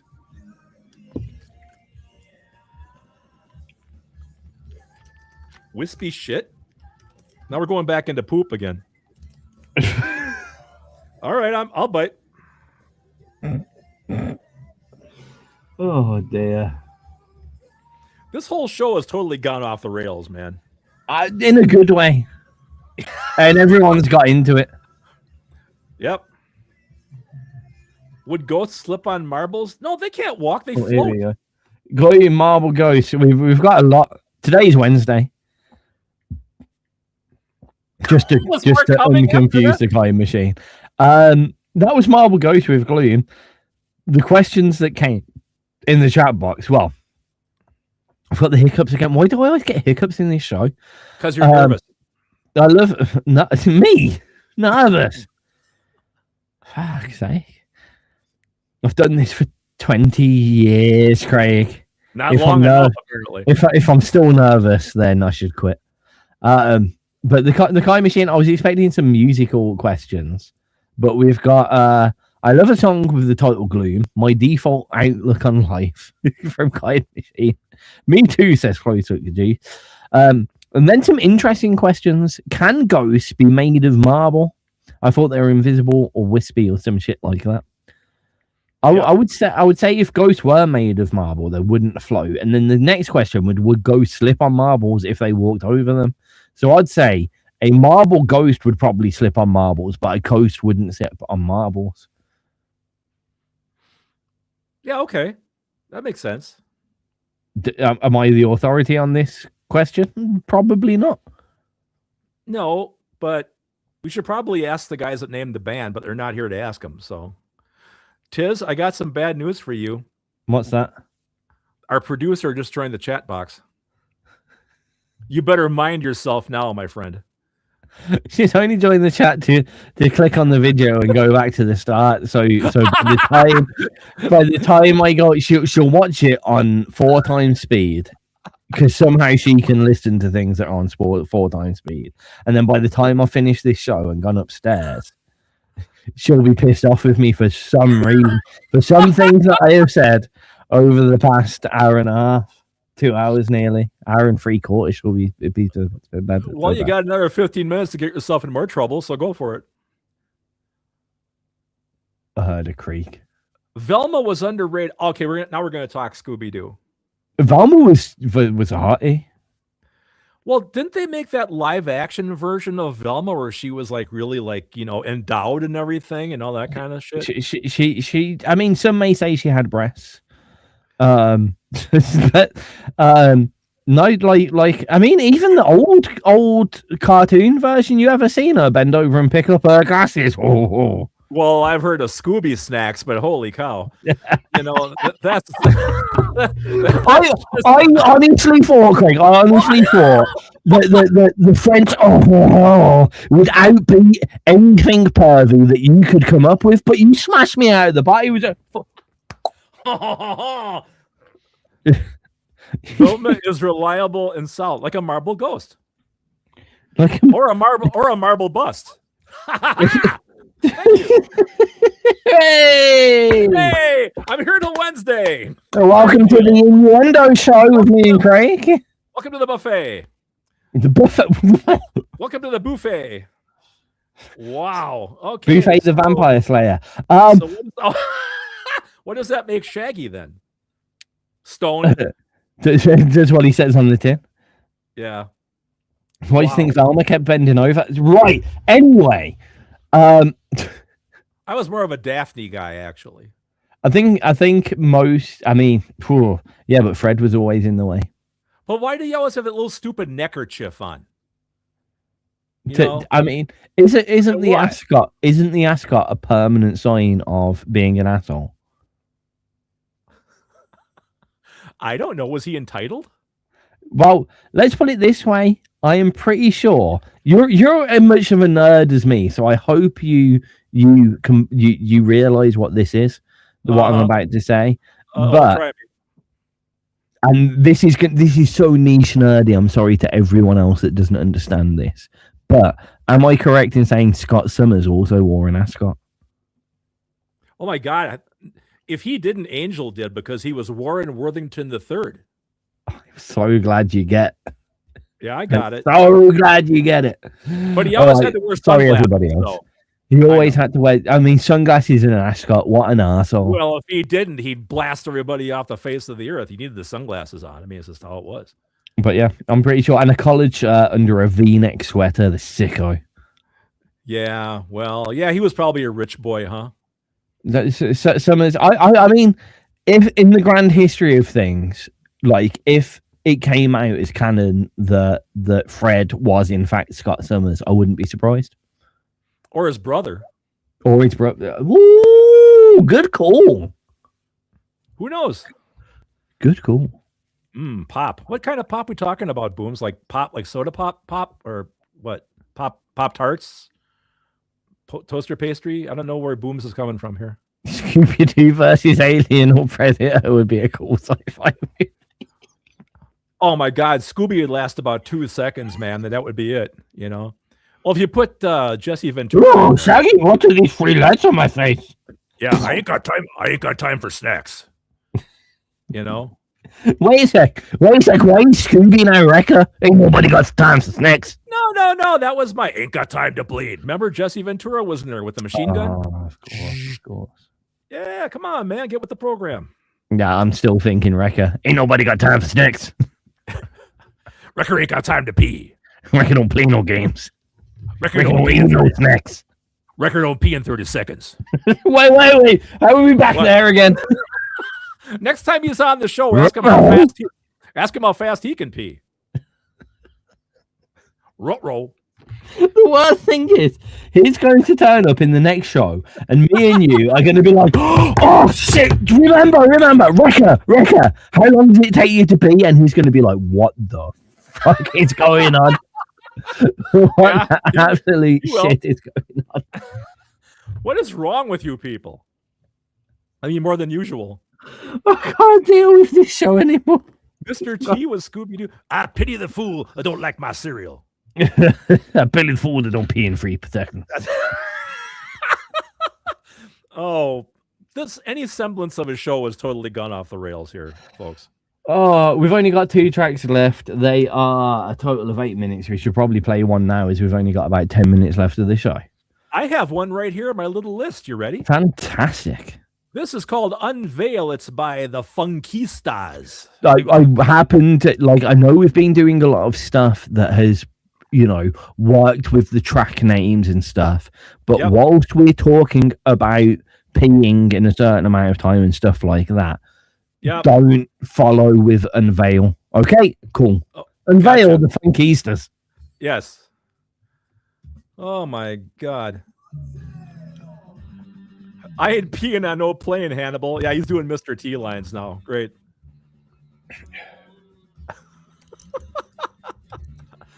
I just say, you people are sick. But me and Tizz, we're normal.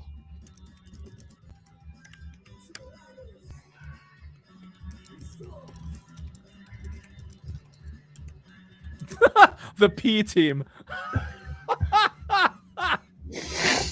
Oh, man. You know what the bad part is? I'm going to go right from this to the Express Band show, and my friends are going to say, what'd you talk about on your show today, Craig? Music! I spoke about music. We talked about music.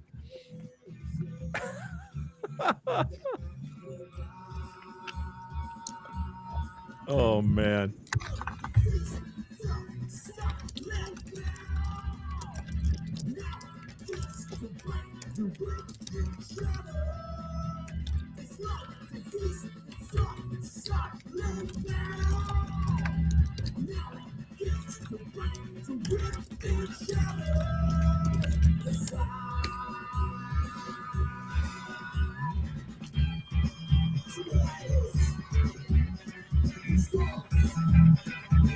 You get a little bit of Red Hot Chili Peppers off of this? Oh, yeah. Early Chili Peppers as well. Yeah. I thought you would. Got that freaky styly vibe. Yep.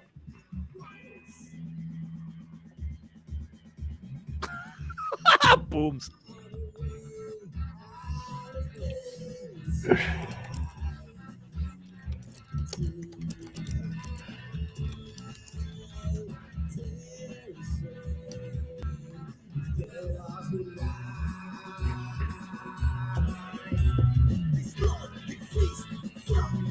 Watch out where the Huskies go.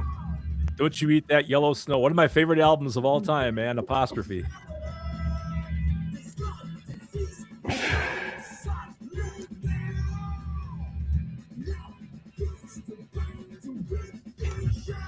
A mellower Faith No More. It doesn't strike me as mellower, but yeah, maybe Faith No More. I only ever knew one Faith No More track, and it was the super popular one. The last one I knew was, what was that called? Epic? Yeah, that's the one. Yeah, that's the last one I know of.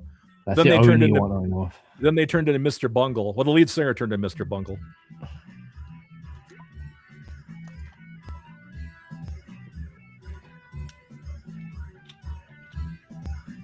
Right, it's the end of the show, Craig. It is. This was a fun one. It was good. We should do this. We should do this again next week. I think it's a good, solid topic to keep going back to while still having fun with it. Yeah. Yes. We should make notes of the topics that work well so we can refer back to them later on. Yeah. I think getting that even mix of a sensible conversation with a bit of humor does work, and allowing it to lose track towards the end of the show. I think it's a good mix. I agree. Well, somebody used to say they like to tune in for the chaos of the show. Well, there was an example of it. Well, here's another thing as well. We haven't fell back on what are you eating today, geeks. Like, we haven't fell back on anything. The conversation is flowing. Our usual routine. Here we go. Anyway. All right. You are listening to XRPRadio. It's a Craig and Tizz show. We are signing off for the evening. We've got one last track to play at the end of this. But I guess somewhat thank you so much for coming here and talking to us and discussing what our favorite things about the first 30 seconds of music are, and also the amount of time it takes us to pee. It's been a unique one, but it has been good fun. I like the fact that the 30-second transcended all of the topics, music and peeing. That's wonderful. It all tied together. Somehow. Yes. I don't understand today's show, but it's been great fun. It's been great exploring some of the tunes with you and having you discuss each of these tunes. Great feedback for Eden Bank specifically, as well as the Kai Machine, Slowcookedgoose, Boom Smack. Played all the tunes and absolutely fantastic feedback throughout the show. So that is good. Yep. Slowcookedgoose has said our homework tonight is to write a song to convince Eden back to come back, and it's not all piss jokes. No, we'll be talking about poop next week, I'm sure. So, yeah, it's all right. We'll do all poop jokes, and hopefully she will return. Okay. Yes. Anyway, from me here at Icebox Studios, thank you so much for tuning in for at least the first 30 seconds of this. Well done. Yeah, hopefully you enjoyed yourselves. And please come back next week to see what in the hell is going to happen next. We're going to play a few songs off of my upcoming release, and we'll go from there. So next week's topic, we're transcending music, and we're going for what is your favorite first 30 seconds of the Craig and Tizz show. Yeah, there you go. Oh boy. And yeah, from me, it's been a pleasure to entertain you all for the evening. I will be back on Sunday with Submission Sunday, all the latest and greatest submissions to XRPRadio. One track from each artist that are submitted over the past few weeks. We'll deliver them directly into your ear holes whilst playing some of the people that attend the chat box with us for a good old music review. Me and Craig will be back next week, same time, same place. We are sticking with Wednesdays from 9:30 to 11:30. That's PM GMT time, which is in America time 3:30 until 5:30 in the afternoon. And we'll deliver that every single week directly into your ear holes with our XRP-ness in 30 seconds. Whee! We may as well keep the dead joke running to the end. We're flogging a dead horse a bit, but fuck it. Oh, brother. All right, on. Here's the last song for today, folks. It is called Raise the Dead by Dexterity. You will not believe that, but you did that perfectly in time. Of course I did. When you said Dexterity, I looked at the time and I looked at the track and I was like, there's the exact same amount of time left. That's brilliant. Yep. Don't try this at home, kids. I am a trained professional. And once again, I have crossed off all the songs on the hot picks, which means we are done. That's why I always leave one for the last, so you can't run away too early. You know, if I would have been smart, I would have been saving these all the time, so I would have not gone back and repeated one of these songs. I'm too stupid to do that, though. Oh well. I think I like it's good to go back to tunes, especially ones that have done well. But not tunes, but bands. Like if you can try and remember the bands and not play the tracks, if that makes sense. Oh God, I I had a moment last night. I was on the database, started picking the songs for today, and it was late last night. And the auto DJ is playing the Bogman, and it's a Christmas show. And sure as hell, here comes Anthony Bulgari. Winter break is finally here. Ah! Anything but that. A Christmas cheer. Ay, ay, ay.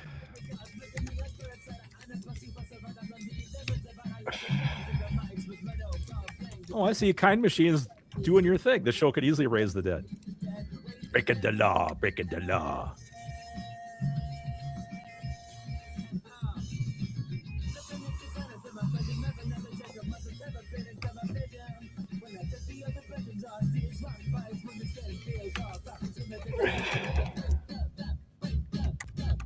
Back.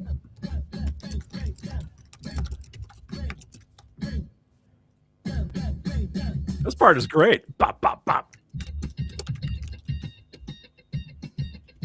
Bop, bop, bop, bop, bop, bop. Great, it's the Ohio Players.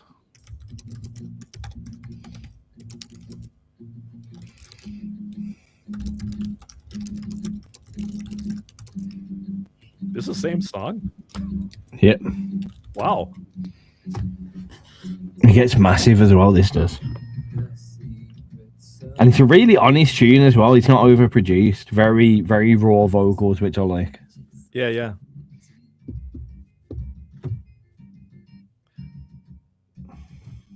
Did you see that movie, Backrooms? I don't think so. Okay. It's a big internet phenomenon. I know of it, but I didn't watch the movie.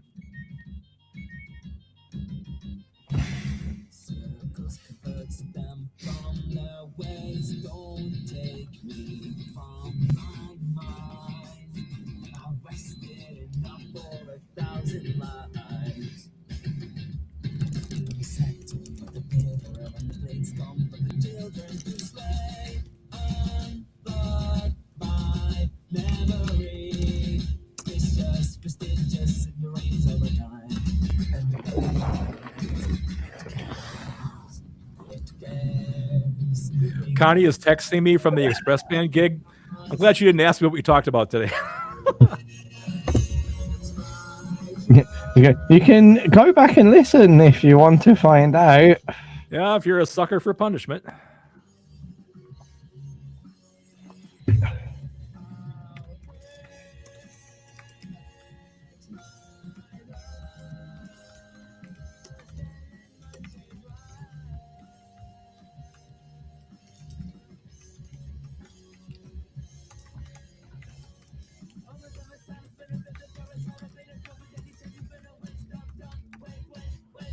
Right.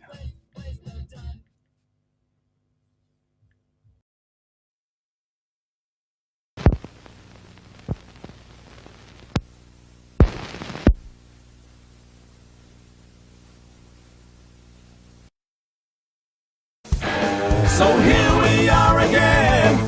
Thanks for stopping by to listen to the barman and that old annoying guy. Do you ever wonder? Do you want to see who are these men of mystery? Tizz lives in Scotland and runs XRP, a broadcasting legend, I'm sure you'll agree. Craig lives in a studio in the USA, working on music most every day. They come together at this time each week, a wondrous pairing of these two great geeks. So stop in the chat box and say a hello, and listen in wonder to Craig